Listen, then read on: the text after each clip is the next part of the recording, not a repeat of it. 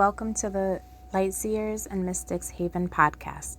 I'm Erica, an intuitive tarot reader, energy worker, and seeker of cosmic wisdom.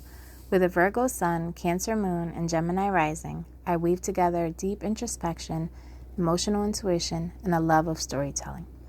As a 6'2" pure generator in human design and a master number 22 in numerology, my purpose is to guide, create, and inspire.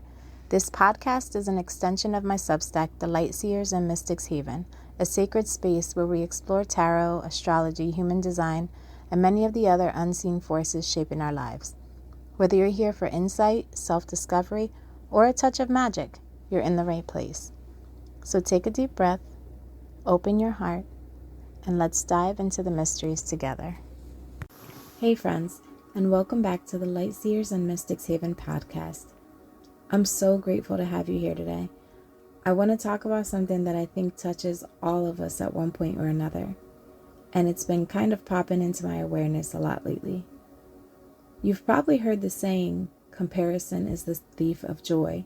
It's one of those phrases that floats around Instagram quotes and Pinterest boards, but if you stop and really think about it, there is so much truth packed into that little sentence. So today, I want to unpack it.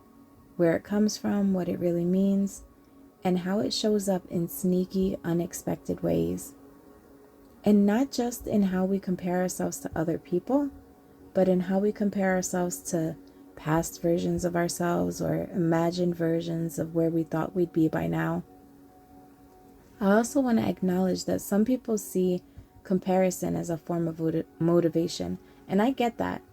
Because we're often taught to use other people's progress as a benchmark for what's possible, or to push ourselves harder by seeing where we measure up. There can be a healthy version of that, but it requires self-awareness and clarity of intention. We'll talk more about what that looks like too.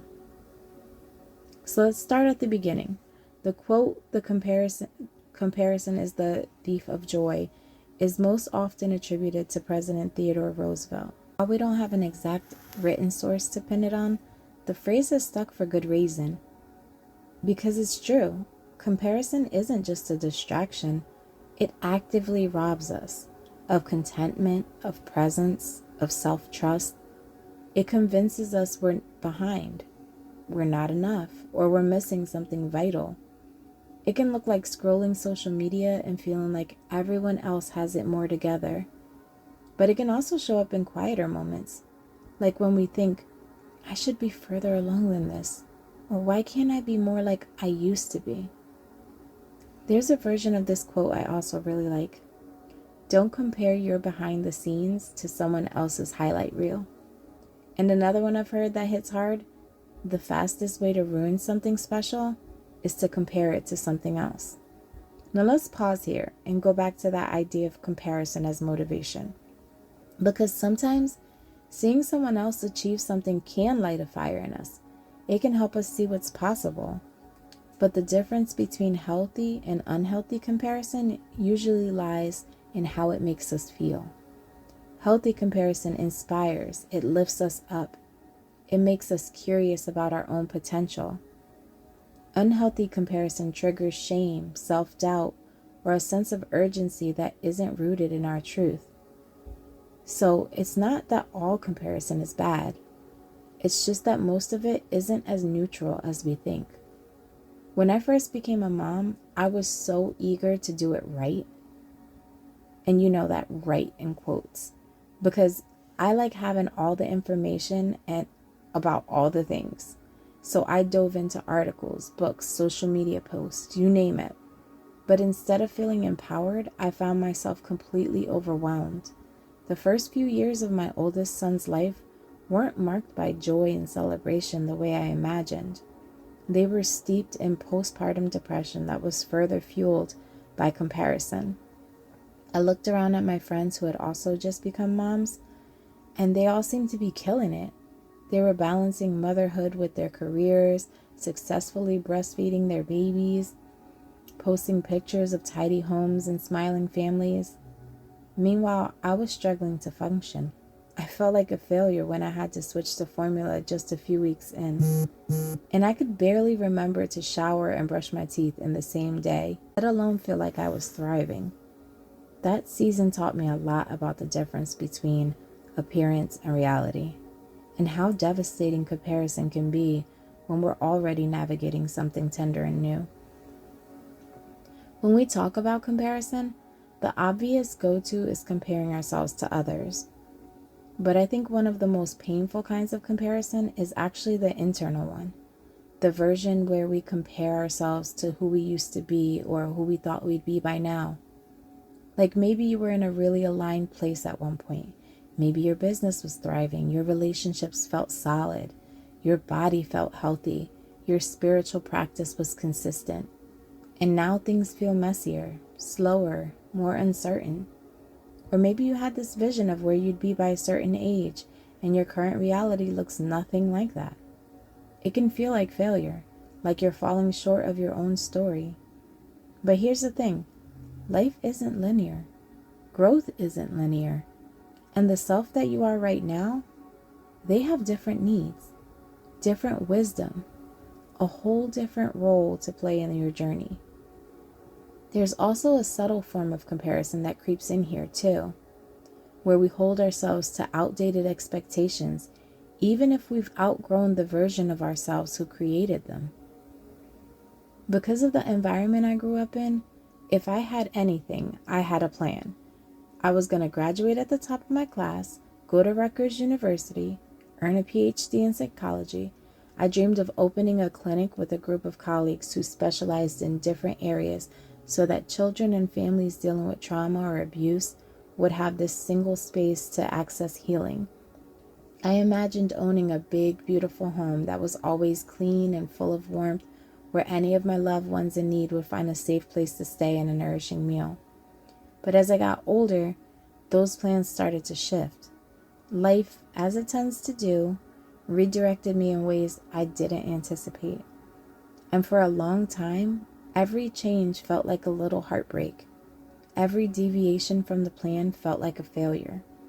No matter where I was, it seemed never to measure up to where I thought I should be. Thankfully, at some point over the past few years, yes, I held on to the vision for a long, long time, I started to look at my life around me and all the things that I was overlooking. I began to feel genuine gratitude for the beauty in my reality, not just the idea of what could have been. No, I didn't graduate at the top of my class or go to Rutgers, but I did go to a school where I met my husband and a group of incredible friends who remain some of my closest people to this day. I didn't get a PhD or open my dream clinic, but I did get to be a part of founding the Sanctuary, this beautiful space that was created by my dear friend, where practitioners of many healing modalities, including myself, now work together to guide others on their healing paths. I don't own a big house, but I rent a home that is filled with love, laughter, and safety, a place where my children are growing and thriving every day. And if I had kept comparing my life to that original plan, I would have missed it. I would have missed all this goodness simply because I was measuring it against a different version of success. Letting go of those expectations allowed me to make room for joy, real, grounded joy. And it was there all along, just waiting to be seen. Here's where it gets interesting. Comparison isn't just a thief, it can also be a messenger. It shows us where we feel disconnected, where we're craving something, where we've internalized someone else's values as our own. When I find myself comparing, I've started asking, what is this revealing about my own unmet desires? Is this truly what I want, or just what I think I'm supposed to want? And what would it feel like to measure success by my own inner compass and not someone else's timeline?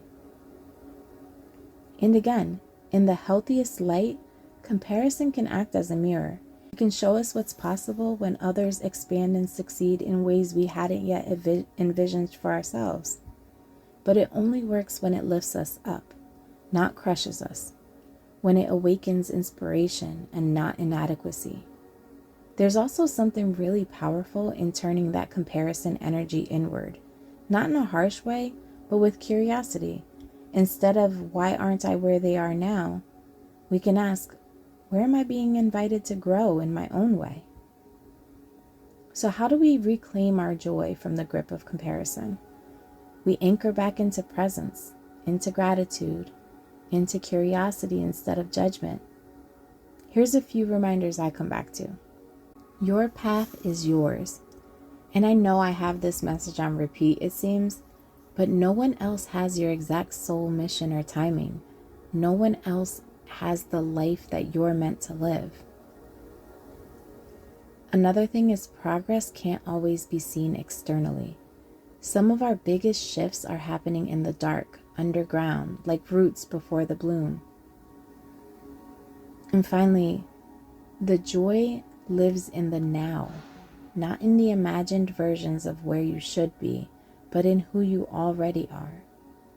I have this favorite memory where I can so vividly recall feeling myself shift from the comparison to the presence.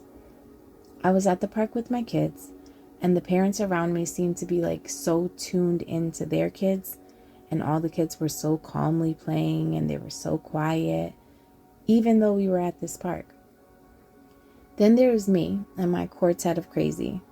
I was struggling to keep track of the 4 kids who darted off in 4 different directions, yelling and laughing. I wrangled them all back in, and I did that calm threat that you make through gritted teeth, saying, if you can't be calm and quiet like the rest of the kids, we're going back home. And their little faces fell. They glumly walked off to the swings and the slides, and something in me shifted. I realized that because of my schedule at the time, they hadn't had the chance to get out and run around in weeks. And they weren't actually bothering anybody, being rude or too loud, just louder than other kids because other kids were quiet. So I went over, I apologized for letting the mean momster be in control, and I tagged my son running away yelling, "You're it." It set off this domino effect, and soon more than half of the playground was engaged in this giant game of tag. Ironically, one of the other moms came over at some point to thank me for letting her son in on the game, and she admitted she was a little jealous because she never lets loose and always wished she could be the cool mom. I could only laugh at her and tell her she has no idea. That memory and that moment reminded me that presence matters so much more than performance. That joy doesn't live in the comparison. It lives in the letting go. That was such a memory that I will carry forever. And the bliss and joy that my kids got to experience that day can't be compared to anything else. So the next time comparison creeps in, whether it's towards someone else's path or the path you thought you'd be on by now, I invite you to pause. Ask yourself, is this thought helping me or hurting me? Is this a borrowed standard or one that truly aligns with who I am? You don't have to earn your way into joy. It's available right now, exactly where you are. And that is more than enough. Thanks so much for being here with me. If this episode resonated with you, I'd love to hear your reflections. You can always reach out through any of the links below. And if it helped you shift something, even just a little, feel free to share it with someone who might need the reminder as well. Until next time, merry meet, merry part, and merry meet again.